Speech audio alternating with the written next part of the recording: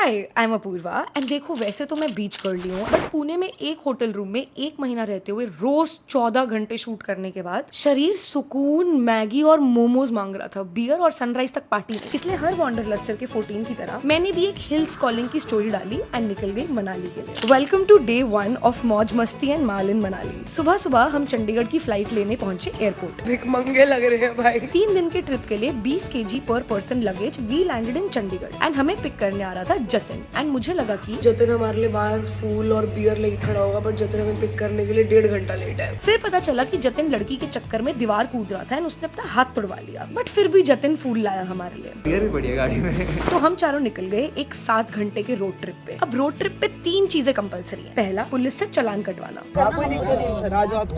बोतल का ढक्कन खुल रखा है, कुछ पी भी नहीं रखा इसमें। जब ले आए तो पी भी लेनी थी। आप तो अब ज्यादा कर रहे हो सर। चालान किस चीज का, क्या बात होगी सर? दूसरा, चिल्ला चिल्ला के गाने गाना।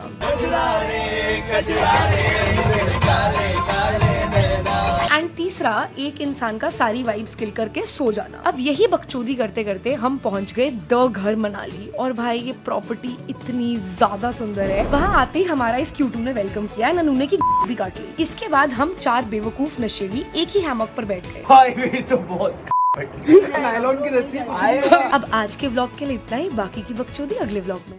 हाय आई एम अपूर्वा एंड बचपन से ना मुझे घूमने का बड़ा शौक है, तो मैं आई हूँ अपने दोस्तों के साथ पहाड़ों में।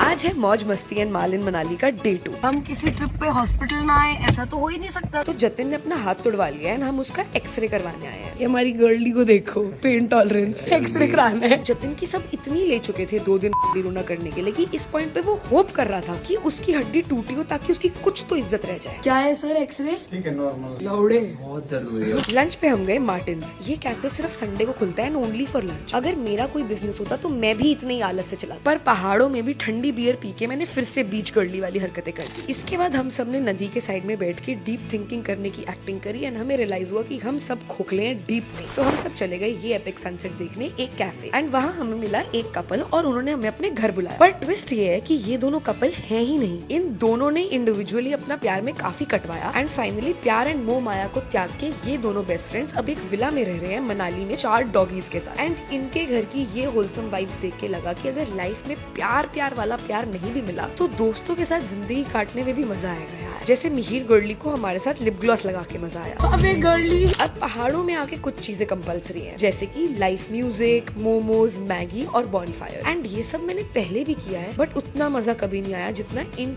के साथ उस रात को आया। पर अब आज के लिए इतना ही, बाकी की बकचोदी अगले vlog. Hi I am Apoorva and welcome to day 3 of मौज मस्ती एंड माल इन मनाली। मुझे मेरी नींद लाइफ में सबसे ज्यादा प्यारी है, पर मैं ऐसे बहन के साथ आई हूँ ट्रिप पे जिन्हें लगता है कि पीस, रेस्ट एंड सुकून तो अलाउड ही नहीं होने चाहिए ट्रिप पे।